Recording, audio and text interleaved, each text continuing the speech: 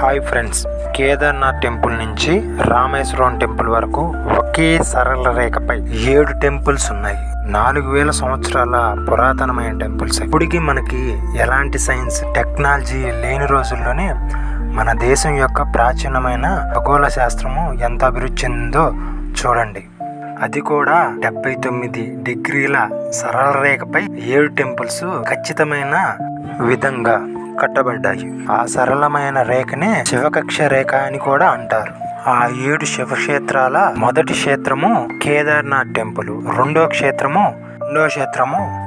చిదంబరము, దీన్నే ఆకాశలింగం అంటారు. ఇక్కడే నటరాజ స్వామి కొలుస్తారు. మూడో క్షేత్రం వచ్చేలేకి జంబుకేశ్వరం, దీన్నే జలలింగం అని కూడా అంటారు. క్షేత్రంలో మండపం వేణుగు పట్టణంత చిన్నదిగా ఉంటుంది. 4వ క్షేత్రం వచ్చేలేకి కాళహస్తి క్షేత్రం, ఇక్కడ స్వామివారిని వాయులింగంగా పూజిస్తారు. ఇక 5వ క్షేత్రం వచ్చేలేకి అరుణాచల క్షేత్రము, ఇక్కడ స్వామివారిని అగ్నిలింగంగా పూజిస్తారు. అరుణాచలం అంటే నిశ్చలమైన కొండ అని కూడా అర్థం వస్తుంది. ఇక 6వ లింగం వచ్చేలేకి కాంచీపుర క్షేత్రము, ఇక్కడ స్వామివారిని ఏకాంబరేశ్వరుడుగా భక్తులు పూజిస్తూ ఉంటారు. ఈ లింగము భూమికి ప్రత్యేకగా చెప్పుకుంటాము.